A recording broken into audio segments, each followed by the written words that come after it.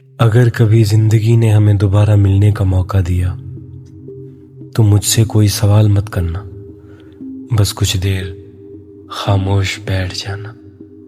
الفاظ مافیا میں ایک بار پھر سے خوش آمدید۔ بارش کی ہلکی بوندیں کھڑکی کے شیشے پر گر رہی تھی۔ کمرے میں خاموشی تھی، مگر اس کے دل میں یادوں کا وہ شور تھا۔ وہ کئی دنوں سے ایک پرانی ڈائری کھول کر بیٹھتا، کچھ لکھتا، پھر صفحہ پھاڑ دیتا۔ اس رات اس نے ڈائری کے آخری صفحے پر صرف ایک جملہ لکھا، بس ایک آخری خواہش۔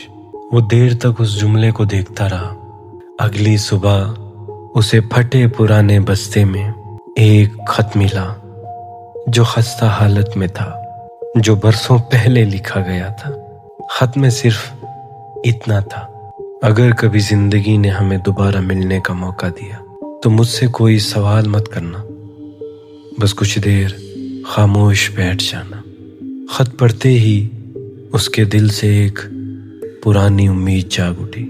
وہ اس جگہ پہنچا جہاں کبھی دونوں گھنٹوں بیٹھا کرتے تھے، وہی درخت کے نیچے، وہی خاموش راستہ، مگر وہاں کوئی نہیں تھا۔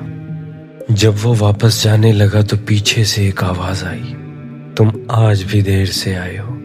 وہ پلٹا اور سامنے دیکھا تو وہی شخص تھا، مگر وقت نے دونوں کے چہروں پر بہت سی کہانیاں لکھ دی تھی۔ کچھ لمحوں تک دونوں خاموش رہے، پھر اس نے دھیرے سے پوچھا: تم نے مجھے بلایا تھا؟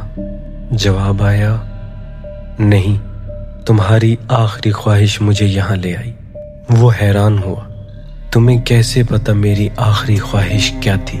سامنے والے نے مسکرا کر وہی پرانی ڈائری اس کے ہاتھ میں رکھ دی، جس کے آخری صفحے پر لکھا تھا: میری آخری خواہش۔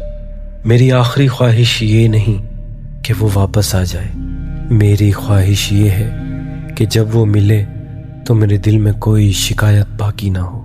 کچھ دیر دونوں خاموش بیٹھے رہے، پھر اس نے ڈائری بند کی اور کہا: شاید کچھ لوگ ہماری زندگی میں ہمیشہ رہنے کے لیے نہیں آتے، وہ صرف ہمیں یہ سکھانے آتے ہیں کہ کسی کو دل سے معاف کیسے کیا جاتا ہے۔ وہ اٹھا اور جانے لگا۔ پیچھے سے آواز آئی: اب تمہاری آخری خواہش پوری ہو گئی؟ وہ رکا اور مسکرا کر بولا: ہاں، کیونکہ آج میں تمہیں یاد تو کر رہا ہوں، مگر تم سے کوئی شکایت باقی نہیں۔ اور پھر دونوں اپنے اپنے راستے چل دیے۔ کبھی کبھی آخری خواہش کسی انسان کو پانے کی نہیں ہوتی، بس دل کو سکون دینے کی ہوتی ہے، بس دل کو سکون دینے کی ہوتی ہے۔